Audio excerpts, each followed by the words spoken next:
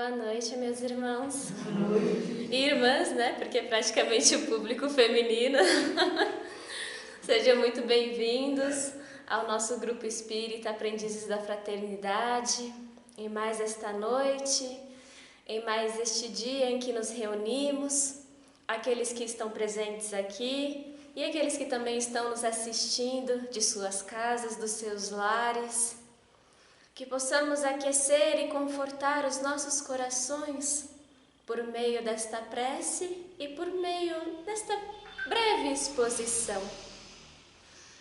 Então, que possamos, neste momento, fechar os nossos olhos e elevar o nosso coração a Deus, em sintonia com o Criador, que é o nosso Pai eterno, de infinito amor, sabedoria e bondade.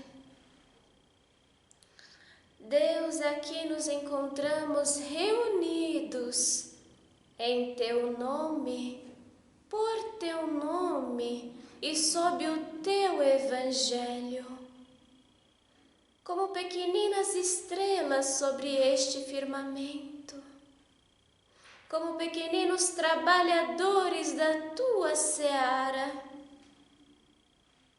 da Tua vinha, à procura de assistir aos mais necessitados e de também nos renovar, nos descobrir,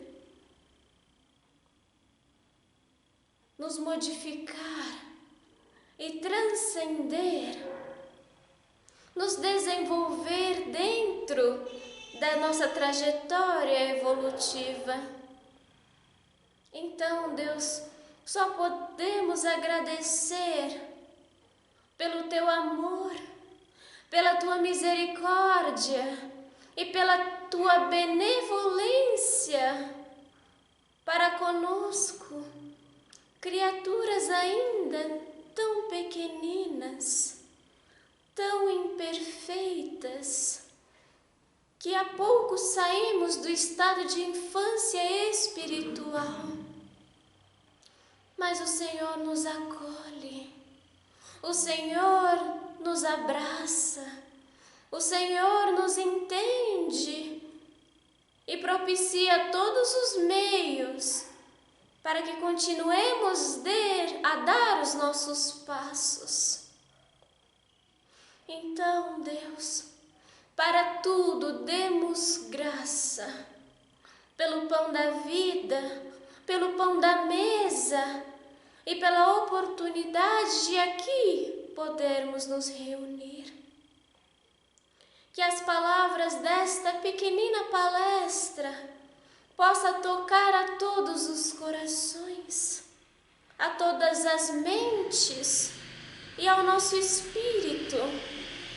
E a partir dela, Senhor, construirmos pouco a pouco, de degrau em degrau, um movimento regenerador das nossas almas.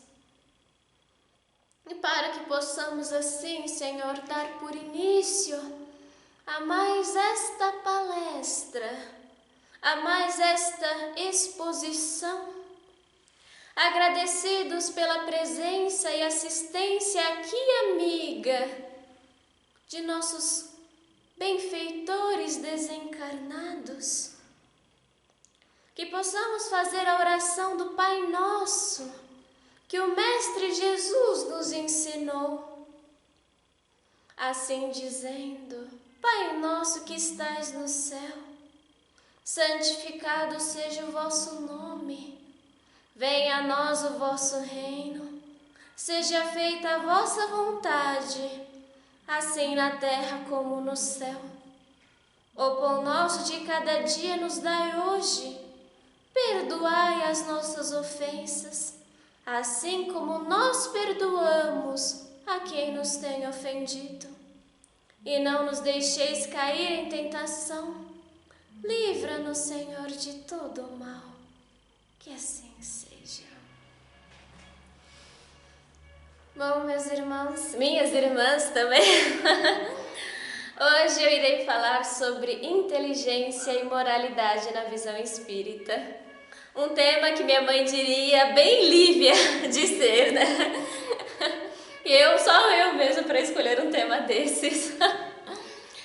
De fato, nós falamos muito sobre esses atributos, ou melhor, conquistas do ser espiritual. Porém, curiosamente, poucas vezes trabalhamos esses temas vinculados um ao outro. Ou falamos de inteligência, ou falamos de moralidade. A inteligência, muito associada ao pensamento, à razão e ao raciocínio, se revela pela capacidade mental do homem de raciocinar, planejar, discernir, extrair informações, aprender com a experiência, adaptar-se ao ambiente, compreender ideias. Não é um mero processo cerebral cognitivo ou uma mera aprendizagem escolar, acadêmica. Pelo contrário, refere-se a uma capacidade muito mais ampla e profunda de compreensão do mundo ao nosso redor. Por essa razão que a inteligência é um atributo essencial do espírito, que se desenvolve ao longo do seu processo evolutivo. Começa com o processo de humanização do princípio inteligente, mas que se aperfeiçoa com a aquisição de novas habilidades, experiências e conhecimentos. De acordo com o Livro dos Espíritos, podemos definir a inteligência da seguinte maneira: a inteligência dá com o pensamento a vontade de atuar, nos permite ter a consciência da própria existência, nos faculta a percepção de que somos uma individualidade, nos dá condições para que sejam estabelecidas relações com o mundo exterior, dá meios para cada um de nós prover as suas próprias necessidades, dá a consciência do futuro, dá a percepção das coisas extramateriais, dá o conhecimento de Deus, ou daquilo que pode nos conduzir a uma melhor compreensão dele. Enquanto que a moralidade se revela por um conjunto de valores individuais ou coletivos, considerados como norteadores do comportamento, da conduta e das relações humanas, que de outra forma constituem os bons costumes. Podemos dizer que é a regra do bem proceder e, portanto, de distinção entre o bem e o mal. Para o Espiritismo, a moralidade ou o senso moral funda-se na observância da lei de Deus e é também uma conquista do ser espiritual. Ou seja, a consciência moral dos seres vai se estruturando, desenvolvendo, evoluindo, por assim dizer, até nos libertarmos das constrições e necessidades primitivas e passarmos a vibrar em sintonia com a espiritualidade superior. No Livro dos Espíritos, inclusive, nos é dito que o homem procede bem quando faz tudo pelo bem de todos, pois é então que cumpre a lei de Deus. E como eu vos disse anteriormente, a inteligência e o senso moral são faculdades primordiais ao espírito, mas que tendem a ser assimiladas por nós como sendo muito distantes uma da outra, quase que opostas. Isto se deve, pois relacionamos muito a inteligência ao raciocínio, ao pensamento, ao cérebro, quase como uma faculdade fria e calculista, enquanto que o senso moral implica tomar a consciência da nossa realidade interior, ou seja, está relacionada à sublimação dos sentimentos, às qualidades do coração. Não é pura e simplesmente uma questão de comportamentos, bons comportamentos ou boas condutas. É algo muito mais profundo e íntimo do ser. E nós sempre ouvimos falar que coração e cérebro, razão e sentimento não se conversam, que são faculdades opostas, como se um anulasse a existência do outro, ou como se um fosse melhor que o outro. Vira e mexe, nós pegamos nos dizendo: nossa, fulano é muito sentimental, não pensa direito. Ou ciclano é muito frio, calculista, parece que não tem sentimentos, que não tem sensibilidade e empatia com os outros. Ainda mais, não é incomum aqueles que dizem que o sentimento afeta demais a razão, que aqueles que sentem demais alguma coisa não conseguem discernir entre o certo e o errado, entre o bom e o mal. Outros ainda afirmam que preferem viver da razão, preterindo os seus sentimentos, dispensando a sua sensibilidade. E em meio a tantas indagações, enquanto eu fazia essa palestra, me veio muito à mente uma história que o Cristo contou aos seus discípulos em um certo momento da sua vida. Essa história se encontra no livro Jesus no Lar, de nosso irmão, psicografado por nosso irmão Chico Xavier. Um homem, amante da verdade, inteirando-se de que o aprimoramento intelectual conduzia à divina sabedoria, atirou-se a subir a montanha da ciência, reunindo todos os seus esforços para chegar ao topo da montanha. Depois de muito tempo, alcançou o topo do monte, onde um representante de Deus foi ao seu encontro. O mensageiro cumprimentou-o, abraçou-o e colocou sobre a sua cabeça uma frondosa coroa de luz.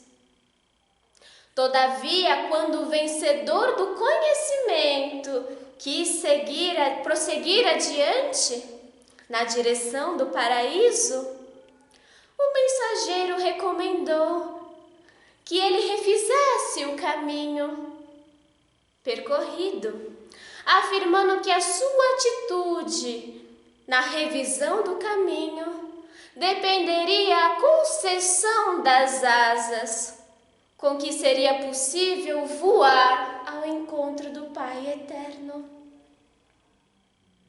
E assim, aceitando, o amante da verdade regressou. E agora, auxiliado pela radiante coroa de luz, Podia contemplar todos os ângulos do percurso. Só que o vencedor da ciência não suportou as impressões que o quadro ao redor da paisagem e das pessoas lhe causara. E abriu-se em frases de zombaria, reprovando totalmente a ignorância de quantos seguiam, o comportamento das pessoas que estavam ao seu redor. Gritou, condenou e fez críticas brutais. Após amaldiçoar a todos indistintamente, voltou o herói ao topo do monte, na expectativa de partir sem delonga ao encontro do Pai. Mas o anjo, muito triste, disse que ele não poderia lhe conceder as asas, pois as asas de luz somente lhe seriam dadas quando edificasse o amor em seu coração. Faltava-lhe piedade e entendimento, para tanto que ele voltasse sem demora ao caminho e auxiliasse aos semelhantes, sem o que jamais conseguiria equilibrar-se no céu. E no final, o Cristo finaliza, esclarecendo que há muitas almas na terra, ostentando a luminosa coroa da ciência, mas de coração adormecido na impiedade, destacando-se pelo sarcasmo e pela censura indébita, envenenadas pela incompreensão, exigentes e cruéis, fulminam os companheiros mais fracos de entendimento, ao invés de estender-lhes as mãos fraternais.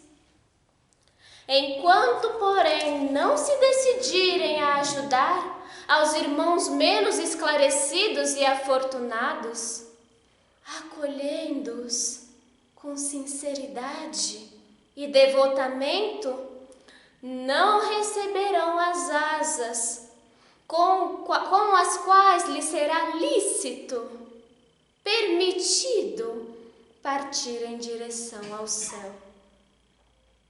Ou seja, em outras palavras, meus queridos, há duas espécies de progresso que se complementam e se apoiam mutuamente: o progresso intelectual e o progresso moral.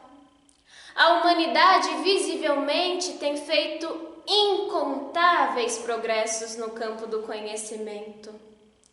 O homem, com a sua inteligência, chegou a resultados fabulosos, inesperados, sob o ponto de vista científico. Todavia, o desenvolvimento intelectual não implica a realização do bem. Ainda nos falta um imenso progresso a ser concretizado, a de fazermos reinar entre nós o amor, a caridade, a concórdia, a tolerância e a solidariedade, que nos assegure o bem-estar moral. E é importante dizer, meus queridos, que com essa fala eu não estou desmerecendo a inteligência. Pelo contrário, ela é rica de méritos para o futuro e em muitos aspectos ela impulsiona, viabiliza o progresso moral, fazendo o bem e o mal conceitos mais compreensíveis para a criatura humana. Todavia, ela precisa ser bem conduzida, bem direcionada em conformidade com os ditames da lei de Deus. A inteligência nem sempre é penhor de moralidade, e o homem mais inteligente que conhecemos ou que existe pode fazer um uso abusivo e pernicioso desta faculdade. Pegamos o próprio exemplo da história da humanidade. Quantas invenções grandiosas que poderiam impulsionar o desenvolvimento tecnológico e científico da humanidade. Mas olha como foram utilizadas para a guerra, para os conflitos e para a morte. E da mesma forma, a moralidade deve vir acompanhada do discernimento e do raciocínio, para que ela não se converta em fanatismo. Nós precisamos da união de ambos. Assim fazendo, nós percebemos o mundo ao nosso redor, pautamos corretamente nossas condutas, fixamos objetivos, perseguimos os nossos ideais e caminhamos para onde queremos. Na revista Reformador de 2009, a colunista Maria Antunes Moura traz uma reflexão muito interessante sobre esse assunto, ao dizer que as pessoas virtuosas destacam-se das demais não porque são especificamente marcadas por Deus, mas porque souberam aproveitar as lições da vida e investiram no aprendizado moral e intelectual. Ao longo das reencarnações e das experiências vividas no plano espiritual, após a morte do corpo físico, encontram-se muito distantes da santidade. Entretanto, revelam-se como espíritos que lutaram outrora e triunfaram. Quer dizer, a construção do homem virtuoso envolve o crescimento integral do espírito ao longo de múltiplas existências, lapidando as qualidades do coração e as qualidades da inteligência. E como nos mostra o exemplo contado pelo Cristo, o sentimento e a sabedoria são as duas asas com as quais a alma conta para a sua elevação. Ambas precisam conviver harmoniosamente, interagindo e não se excluindo. Por isso, o adiantamento moral e intelectual são imprescindíveis ao progresso. Devemos, pois, nos preocupar não só com o nosso adiantamento intelectual, como também com a nossa evolução íntima, o que envolve nos autoconhecer, trabalhar os conflitos internos e angariar virtudes como o amor, a paciência, a humildade, a tolerância, a renúncia e tantas outras, sem as quais não poderíamos encontrar os caminhos da paz interior e do entendimento que ajudam na nossa ascensão espiritual. Como eu disse em uma palestra anterior, talvez a descoberta mais difícil que tenhamos em vida não se dê em nível exterior, matemática, física, química ou as leis que regem o universo, e sim com relação a nós mesmos. Nós não conhecemos nem 70% do nosso universo íntimo, o que torna a aprendizagem, o amadurecimento e a renovação íntima um processo desafiador, árduo. Os antigos, inclusive, acreditavam que deveríamos primeiro procurar o conhecimento de si mesmo e, a partir daí, buscar conhecer a verdade do mundo.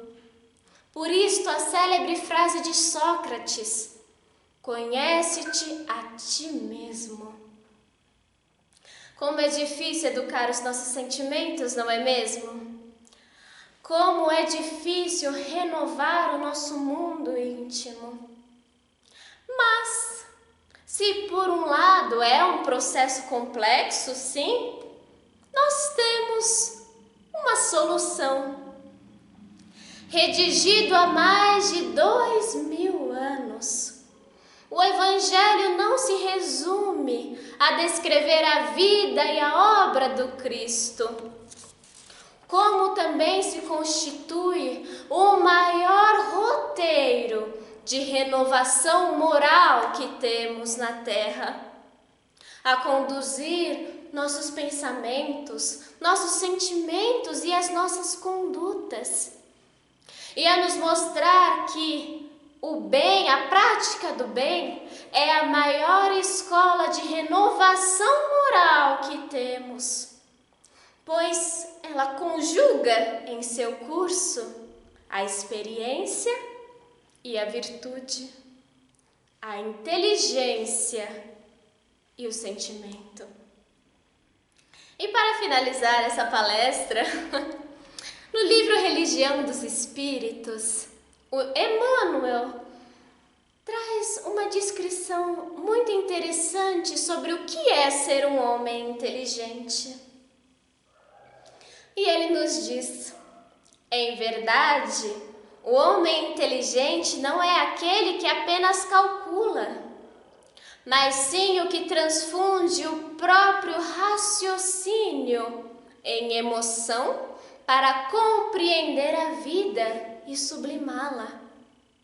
O homem inteligente, segundo o padrão de Jesus, é aquele que, sendo grande, sabe apequenar-se para ajudar aos que caminham em subnível, consagrando-se ao bem dos outros, para que os outros lhe partilhem a ascensão para Deus.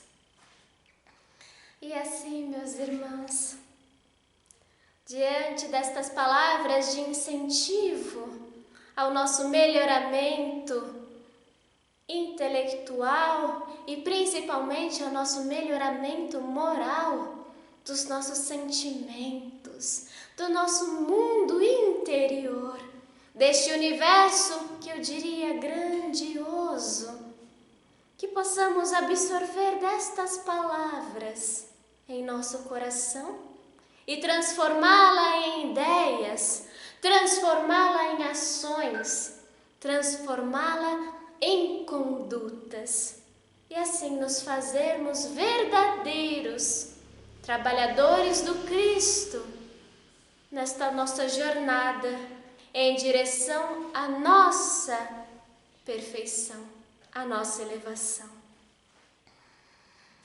Então, meus amigos, minhas irmãs, que possamos fechar os nossos olhos, pois neste momento entra sobre este recinto a figura do Cristo, a nos consolar, a nos acolher e a nos esclarecer. Como há 2000 anos atrás, Senhor, nós sentamos sobre o chão pedregulho, sobre o chão empoeirado, para ouvir da Tua palavra, ouvir dos ensinamentos do nosso divino irmão. E estes ensinamentos tocam profundamente em nossa alma e nos fazem nos reerguer para uma nova vida, nos reerguer para uma nova oportunidade com Deus, nos faz despertar para o nosso mundo íntimo e voltarmos em direção à residência do Pai, aos braços do nosso Pai, Criador eterno, como filhos pródigos que somos, Senhor, e que buscamos a nossa salvação, buscamos a nossa transformação. Que em mais esta palestra possamos dedicar estas vibrações e estas palavras a nossos irmãos, Senhor, desabrigados, que nestas noites frias se encontram solitários, Senhor, que passam fome, que passam frio, Senhor, que se sentem desabrigados de Ti, que se sentem invisíveis e esquecidos, mas o Senhor está com eles, o Senhor está com cada um deles, a lhes infundir fé, a lhes infundir coragem, determinação e devotamento, para que permaneçam erguidos diante dos desafios e das dificuldades da vida. Então que possamos vibrar, que possamos transmitir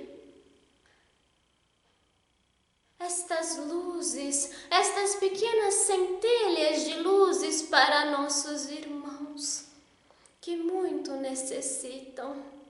E todos aqueles, Senhor, que se encontram doentes do corpo e da alma, pois o Senhor veio para os doentes, para aqueles, Senhor, que necessitam de Ti, que clamam por Ti, Senhor, que possamos pedir a toda a alma deste mundo e deste universo que esteja em uma situação dificultosa, Senhor, que estejam desequilibradas, desamparadas pelo homem, que estejam perdidas em seu próprio caminho, mas o Senhor estende a mão para elas e lhes diz: eu estou aqui, meu filho, venha a mim, que eu vos consolarei,